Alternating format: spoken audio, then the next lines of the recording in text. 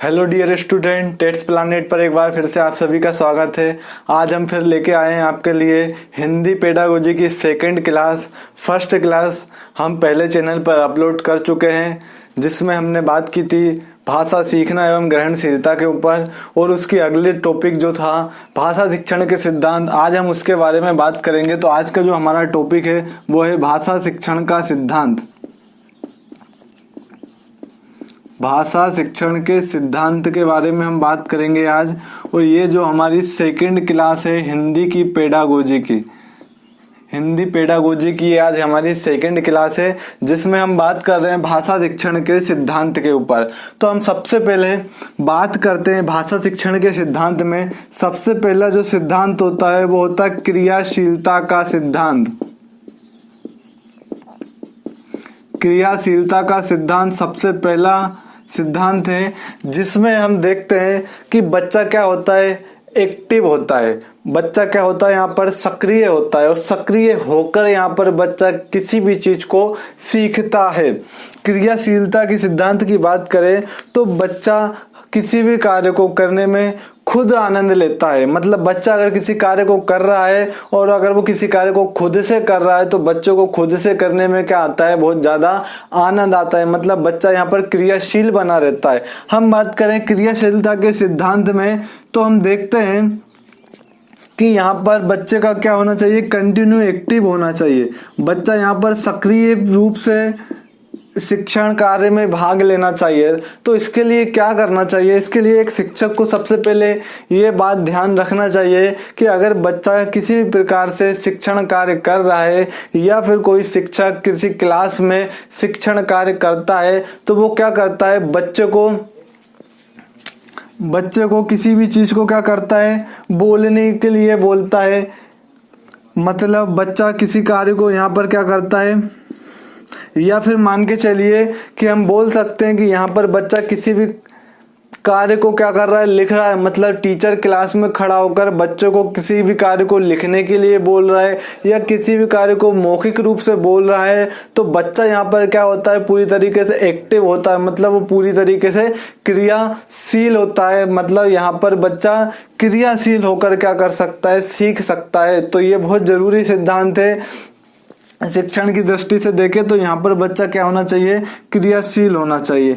हम अगर बात करें दूसरे सिद्धांत की तो दूसरा सिद्धांत हम बात करते हैं अभिप्रेरणा एवं रुचि का सिद्धांत। अभिप्रेरणा एवं रुचि का सिद्धांत। अभिप्रेरणा एवं रुचि के सिद्धांत में हम देखेंगे कि यहाँ पर बच्चा, हम देख रहे हैं अभिप्रेरणा मतलब मोटिवेशन, वहीं हम बात करें रुचि मतलब उसके इंटरेस्ट। अगर टीचर क्या कर रहा है, किसी भी पाठ को पढ़ा रहा है तो बच्चे किस पाठ में इंटरेस्ट लेते हैं या बच्चे की किस चीज में रुचि है, उसको टीचर को क्या कर लेना चाहिए, सबसे पहले उसका अनुमान लगाना चाहिए। और बच्चे का जो शिक्षण कार्य करा रहे हैं हम, मतलब एक टीचर जो बच्चे को शिक्षण कार्य कराता है तो उसकी रुचि के अनुसार उसको क्या करना चाहिए, शिक्षा देना चाहिए। या फिर बच्चा किसी भी प्रकार से क्या करता है, उस काम को कर सकता है जहां से उसको मोटिवेशन मिलता है। यहाँ से उसको क्या मिलता है, मोटिवेशन मिलता है। मतलब बच्चा मोटिवेट होकर किसी भी कार्य को बहुत अच्छे से कर सकता है। जैसे उदाहरण के तौर पर अगर हम बात करें तो हम बोल सकते हैं कि अगर बच्चे को किसी ग्राउंड में बोल दिया जाए और बच्चे से बोल दिया जाए कि उस ग्राउंड के जो पत्थर पड़े हैं उनको हमें फेंकना है, हमको ग्राउंड से बाहर फेंकना है उन पत्थर को, तो बच्चे क्या करेंगे, इस काम को करने में संकोच करेंगे। इस टाइम हो सकता है कि बच्चे टीचर की बात ना माने, लेकिन क्या होगा, यदि आप उसको उसी जगह मोटिवेट करोगे बच्चों को, वो मोटिवेट हम किस प्रकार से कर सकते हैं कि हम बच्चों को उस कंडीशन में ऐसा बोल सकते हैं कि देखते हैं कि कौन सबसे ज्यादा दूर पत्थर फेंकता है। तो बच्चे क्या होगा, उस काम में रुचि लेगा, बच्चे को अंदर मोटिवेशन आएगा कि हम देखते हैं, हमें उससे ज्यादा दूर फेंकूंगा या मैं उससे ज्यादा दूर तो फेंक ही दूंगा। मतलब बच्चे क्या करेंगे, इस तरीके से उस काम में रुचि लेने लगेंगे और वो उस काम को आसानी से कर सकते हैं। तो इसी प्रकार टीचर को शिक्षण कार्य के दौरान भी ऐसी पद्धति का प्रयोग करना चाहिए, ऐसे तरीके का प्रयोग करना चाहिए, ऐसे पाठ्य सामग्री का उपयोग करना चाहिए कि बच्चा क्या करे, उस कार्य को सीखने में क्या रुचि ले। तो भाषा भी इसी प्रकार से सीखी जा सकती है कि यदि बच्चा क्या हो रहा है, यहाँ पर भाषा सीखने में इंटरेस्ट ले रहा है, तो यहाँ पर बच्चा क्या होगा, भाषा को आसानी से सीख सकता है। हम अगर तीसरे पॉइंट पर बात करें तो अभिप्रेरणा के सिद्धांत के बाद हम बात करें अनुबंधन का सिद्धांत। अनुबंधन के सिद्धांत पे हम अगर देखें तो इसमें क्या होता है, हम यहाँ से नाम से स्पष्ट हो रहा है, अनुबंधन मतलब बच्चे को किसी तरीके से प्रत्यक्ष रूप से उस चीज का सामना कराना। मेरे कहने का मतलब यह है कि अगर हम क्या कर रहे हैं, बच्चे को क्लास में पढ़ा रहे हैं या एक शिक्षक शिक्षण कार्य के दौरान अगर बता रहा है कि किसी किताब से कि ये फैन है या पंखा है, तो उसको क्या करना चाहिए, ना कि किताब में बताने से बेहतर है उसे प्रत्यक्ष रूप से क्लास में लगे हुए फैन के बारे में बताना चाहिए। तो बच्चा उस चीज को प्रत्यक्ष रूप से देख पाएगा, मतलब वहां पर बच्चा क्या करेगा, उसको देखकर बहुत अच्छे से सीख पाता है। मतलब अनुबंधन के सिद्धांत में हम किसी भी चीज को या एक शिक्षक द्वारा किसी भी चीज को प्रत्यक्ष तरीके से बच्चों के सामने प्रस्तुत करके हम उस चीज को सिखा सकते हैं। तो भाषा भी सेम ऐसी है, क्या करेगा, शिक्षक भाषा बोलेगा तो बच्चा क्या करेगा, प्रत्यक्ष रूप से उस भाषा को सुनेगा और वो क्या करेगा, उसी चीज को वहां से सीखता जाएगा। तो अनुबंधन का सिद्धांत के बाद हम बात करते हैं समन्वय के सिद्धांत। अगला जो सिद्धांत आता है वो होता है समन्वय का सिद्धांत। समन्वय के सिद्धांत में हम क्या देखते हैं कि समन्वय के सिद्धांत में हम बात करते हैं उस चीज की जिसमें क्या करता है, बच्चा किसी भी पार्ट को अपनी ही दुनिया से जोड़ लेता है। मतलब यह है कि बच्चा अगर किसी भी चीज को सीख रहा है या एक शिक्षक किसी बच्चों को सिखाना चाहता है तो उसे क्या करना चाहिए कि जिस पार्ट को यहाँ पर शिक्षक बच्चों को सिखा रहा है तो उसे बच्चे की दुनिया से जोड़ देना चाहिए। तो बच्चा क्या होगा, उस चीज में रुचि जागृत होगी, बच्चे के अंदर इंटरेस्ट उत्पन्न होगा और वहां से क्या होगा, बच्चा सीख जाएगा आसानी से। तो मतलब यहाँ पर बच्चा जो चीज सीखता है वो उसका संबंध अपने खुद के जीवन से बना लेता है, अपने खुद से उसको रिलेट करके यहाँ से बच्चा क्या करता है, सीखता है। इसे हम क्या बोलते हैं, समन्वय के सिद्धांत। हम अगर बात करें अगले सिद्धांत की जिसे हम बोलते हैं अभ्यास का सिद्धांत।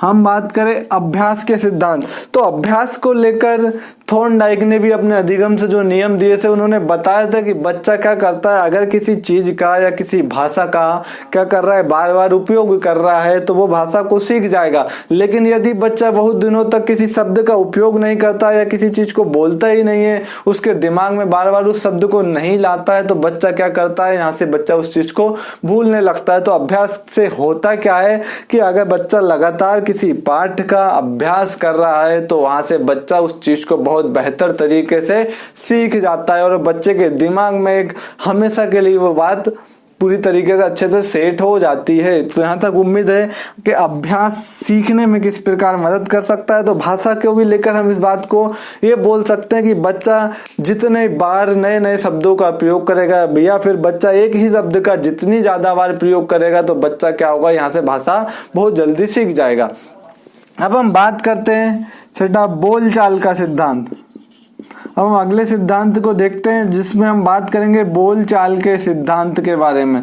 तो बोलचाल के सिद्धांत के बारे में हम देखते हैं कि नॉर्मली हम देखते हैं कि स्कूलों में क्या होता है, हिंदी, अंग्रेजी, संस्कृत अनेक प्रकार की भाषाएं पढ़ाई जाती है बच्चों को। लेकिन होता क्या है कि वहां पर क्या करता है, टीचर उसको बच्चे को क्या करता है, उस सब्जेक्ट से रिलेटेड, उस विषय से रिलेटेड या उस भाषा से संबंधित पाठ को पढ़ा देता है और बोल देता है कि अब हमारा पाठ या आज का हमारा होमवर्क कंप्लीट हुआ या आज का हमारा क्लास वर्क कंप्लीट हुआ। मतलब यहाँ पर क्या होता है, बच्चे को पूरी तरीके से लिखित रूप में या उसको मौखिक आधार पर पढ़ा देना से टीचर क्या समझता है कि उसने उसका काम कर दिया।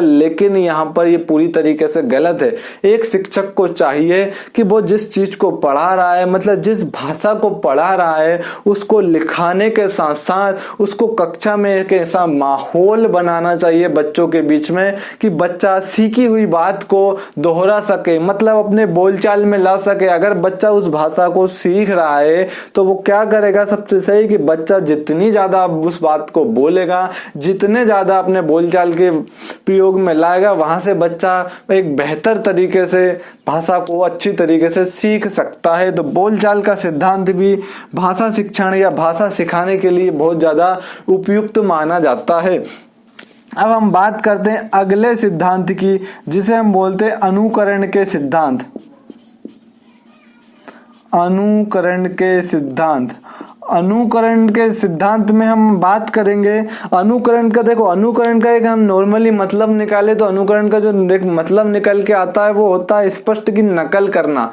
यहाँ पर क्या होता है, नकल करना। तो यहाँ पर बच्चा भाषा कैसे सीखता है कि बच्चा परिवार में जिन सदस्यों के बीच में रह रहा है या जिस परिवेश में रहता है वहाँ के अपने साथ बैठने वाले बच्चे या उसके साथ रहने वाले लोगों के मध्य बैठने से बच्चा, वो व्यक्ति जिसके संपर्क में बच्चा रहता है वहां से क्या होगा, उसको अनुकरण करेगा, बच्चा उस चीज की नकल करेगा। जो उसके घर के परिवार के बड़े लोग उस भाषा का प्रयोग कर रहे हैं उनको सुनकर उनकी नकल करके बच्चा यहाँ से भाषा सीख जाता है। और वो एक बहुत अच्छे तरीके से, बेहतर तरीके से यहाँ से क्या होता है, बच्चा अनुकरण या नकल के द्वारा भाषा का विकास कर सकता है, मतलब कि बच्चा भाषा सीख सकता है।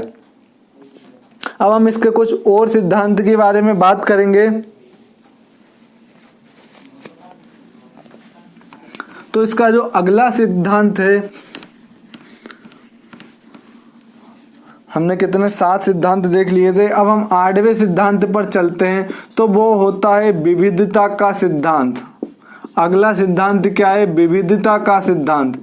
विविधता का सिद्धांत की हम अगर बात करें तो विविधता के सिद्धांत में क्या होता है, हम नॉर्मली जानते हैं कि हर बच्चा, यहाँ पर एक मनोवैज्ञानिक नन ने एक बात कही है। उन्होंने एक बात कही कि मैं हूं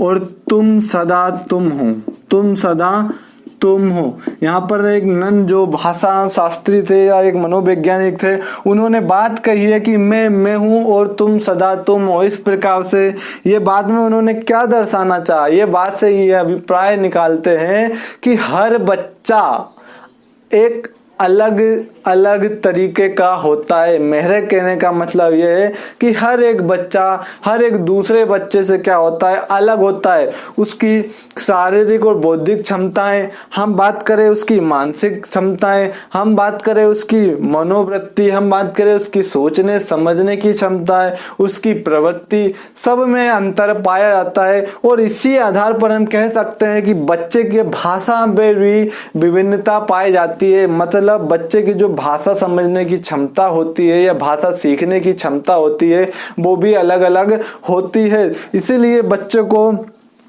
क्लास में क्या करना चाहिए कि उसकी व्यक्तिगत विभिन्नता को देखते हुए इस प्रकार का माहौल तैयार करना चाहिए, इस प्रकार की शिक्षण पद्धतियों को अपनाना चाहिए कि यहाँ से हम, मतलब यहाँ से एक टीचर क्या कर सके, हर बच्चे को दायरे में रखकर उसको शिक्षण कार्य करा सके। मतलब विविधता में हम देखते हैं कि हर बच्चा अलग होता है, तो इस प्रकार से ऐसी विधि का उपयोग करना चाहिए कि यहाँ पर क्या हो सकता है, बच्चा या शिक्षक क्या होता है, हर बच्चे को अपने दायरे में रखकर कुछ सिखा सकता हो। तो विविधता के सिद्धांत में हम इसको देखा हमने। अब हम बात करते हैं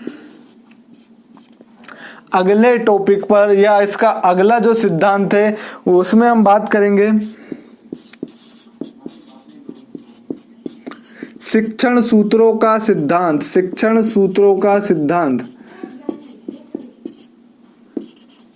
शिक्षण सूत्रों के सिद्धांत में हम ये देखते हैं कि हम बच्चे को किस प्रकार की शिक्षण विधि का उपयोग करके शिक्षा कार्य करा रहे हैं। मतलब कि एक शिक्षक किस प्रकार की शिक्षा पद्धति या किस प्रकार के शिक्षण सूत्रों का उपयोग करके यहाँ पर बच्चों को शिक्षा देता है। तो शिक्षण सूत्रों के आधार पर हम बात करें तो यहाँ पर कई प्रकार से हम शिक्षण कार्य कराते हैं। तो कुछ शिक्षण विधियों का हम क्या करते हैं, यहाँ से खासकर उपयोग करते हैं। जैसे हम बात करें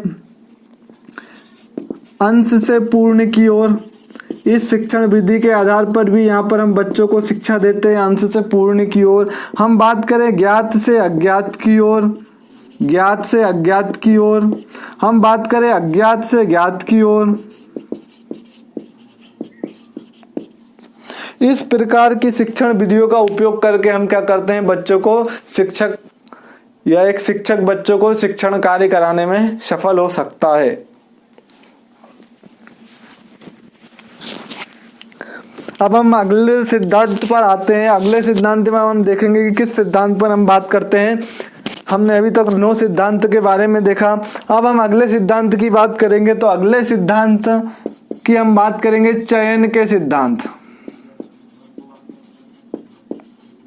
हम देखेंगे चयन के सिद्धांत का शिक्षण में क्या महत्वपूर्ण भूमिका है। देखिए, चयन का सिद्धांत से तो हमें यहाँ से स्पष्ट समझ में आ रहा है एक सिलेक्शन मतलब कि हम अभी देख चुके हैं कि हर बच्चे की बौद्धिक एवं शारीरिक क्षमता, सोचने समझने की क्षमता, कार्य करने की क्षमता, साथ में भाषा को सीखने की क्षमता भी क्या होती है, अलग अलग होती है। मतलब यहाँ पर हम इस प्रकार की विधि का चयन करते हैं या इस प्रकार की शिक्षण सामग्रियों का चयन करते हैं जो हर एक बच्चे के लिए उपयोगी हो। मतलब हम यहाँ पर ऐसी पाठ्य सामग्री का निर्माण करते हैं या एक शिक्षक इस प्रकार की शिक्षण पद्धतियों को उपयोग में लाता है और अच्छे से अच्छी शिक्षण सामग्री जिससे हर बच्चे के लिए जरूरी हो, या एक ऐसी पद्धति या एक ऐसी विधि जो हर बच्चे के लिए क्या हो, जरूरी हो। तो ऐसी शिक्षण विधियों का उपयोग करके हम हर तरह के बच्चों को शिक्षा दे सकते हैं। हम बात करते हैं हमारे अगले सिद्धांत पर। अगला सिद्धांत है विभाज्यता का सिद्धांत। अगला सिद्धांत है विभाज्यता का सिद्धांत। विभाज्यता के सिद्धांत में हम क्या देखेंगे, तो विभाज्यता के सिद्धांत में हम देखेंगे कि यदि टीचर क्या कर रहा है, किसी पाठ को पढ़ा रहा है तो उसको क्या करना चाहिए, उसके अंदर पाठ के अंदर जो रिजल्ट निकल के आता है या पाठ के अंदर जो होता है उसको क्या करना चाहिए, छोटे छोटे अंशों में तोड़ लेना चाहिए, छोटे छोटे भागों में तोड़ लेना चाहिए और उन छोटे छोटे भागों को पढ़ाकर पूरे पाठ को क्या कर सकता है, यहाँ से शिक्षक समझा सकता है। तो इससे क्या होगा कि यहाँ से बच्चा क्या करेगा, बहुत सहज व सरल तरीके से कोई चीज को सीख सकता है। मतलब यहाँ से हम बहुत कर सकते हैं कि बच्चे को क्या हो सकता है, सीखने में बहुत सुविधा हो सकती है। तो हम भाषा के आधार पर भी देख सकते हैं कि बच्चा क्या करता है विभाज्यता का। तो बच्चा हम देखते हैं कि पहले क्या करता है, बच्चा छोटे छोटे शब्दों को ही सीखता है, छोटे छोटे बातों को ही बोलने सीखता है। जैसे हम नॉर्मली देखते हैं कि बच्चा अगर किसी चीज को बोल रहा है तो वो नॉर्मल क्या बोल देता है, जैसे मुझे पानी या पानी पीना, इस तरीके से शब्द बोलता है। इस तरीके का शब्द वो बोलता है क्योंकि वो बहुत छोटे शब्दों का उपयोग कर पाता है। भी उसके शब्दों का ज्ञान सीमित होता है, ठीक है, वो अपने भाव को उतने अच्छे से प्रकट उस कंडीशन में नहीं कर पाता है। तो वो धीरे धीरे क्या करता है, उस चीज को सीखता है। वो पूरी चीज एकदम नहीं सीख सकता। मतलब यहाँ पर क्या करना चाहिए, किसी पाठ सामग्री को छोटे छोटे भागों में तोड़ देना चाहिए। छोटे छोटे भागों में अगर हम तोड़ देंगे तो बच्चा उन छोटे छोटे भागों को बहुत सहज व सरल तरीके से सीख सकता है और इस प्रकार हम उसको पूरे पाठ को अच्छे से सिखा सकते हैं। और इसी प्रकार हम लैंग्वेज पर भी बात कर सकते हैं कि बच्चा लैंग्वेज भी क्या कर सकता है, इसी आधार पर सीख सकता है। अब हम बात करेंगे अगले सिद्धांत पर। तो अगला जो सिद्धांत है हमारा 12वें सिद्धांत में, अभी तक हमने 11 सिद्धांत के बारे में बात की। अब हम देखेंगे 12वें सिद्धांत। तो 12वें सिद्धांत के बारे में हम बात करेंगे तो ये जो होगा बाल केंद्रिता का सिद्धांत। हम देखेंगे बाल केंद्रिता का सिद्धांत। बाल केंद्रिता का सिद्धांत में हम क्या देखेंगे कि जो शिक्षण है वो पूरी तरीके से बाल केंद्रित है। शिक्षण क्या है, पूरी तरीके से बाल केंद्रित है। मतलब एक शिक्षक अगर शिक्षण कार्य करा रहा है तो वो भी पूरी तरीके से बच्चे पर डिपेंड होता है। बच्चे पर डिपेंड होता है, मेरे कहने का मतलब कि इस सिद्धांत के अनुसार एक शिक्षक को क्या करना उचित है। तो एक शिक्षक को सबसे पहले इस चीज को या इस बात के बारे में सोचना होगा कि हर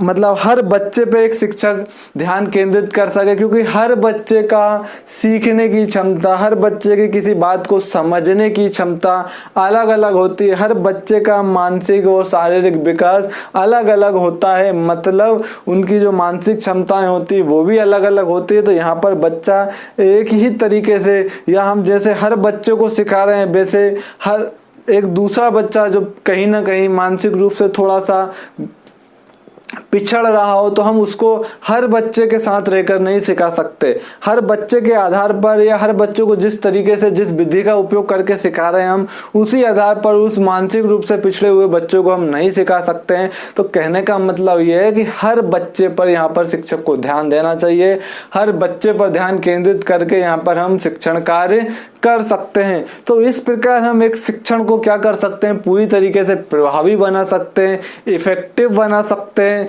जहां से बच्चे का क्या हो सके, संपूर्ण विकास हो सके। तो इसके अलावा कुछ और शिक्षण पद्धति अभी यहाँ हैं, तो जो मेन थी आज हमने उसके बारे में बात कर ली है। मतलब आज का ये टॉपिक हम यहीं समाप्त करते हैं। इसके बाद हम अगले टॉपिक पे आएंगे। तो ये हमारी पेडागोजी की सेकेंड क्लास थी। इससे पहली क्लास हम चैनल पे अपलोड कर चुके हैं। अगर अभी तक किसी ने नहीं देखी हो तो जाकर प्लेलिस्ट में देख सकते हैं। और इस वीक या इस सप्ताह में हम पूरी हिंदी पेडागोजी की लगातार क्लासेस आपके लिए लाने वाले हैं। और हमारी कोशिश यही है कि आपको अच्छे से अच्छे एक अंडरस्टैंडिंग करके हम हिंदी पेडागोजी में बेहतर से बेहतर मार्क्स लाने में हम आपकी हेल्प कर सकें। और यदि वीडियो अच्छी लगी हो, यदि आज की क्लास अच्छी लगी हो तो क्लास को लाइक करें और ज़्यादा से ज़्यादा लोगों के पास शेयर करें। और जिसने भी अभी तक चैनल को सब्सक्राइब नहीं किया तो प्लीज़ चैनल को सब्सक्राइब करना भी नहीं भूलें। Thank you.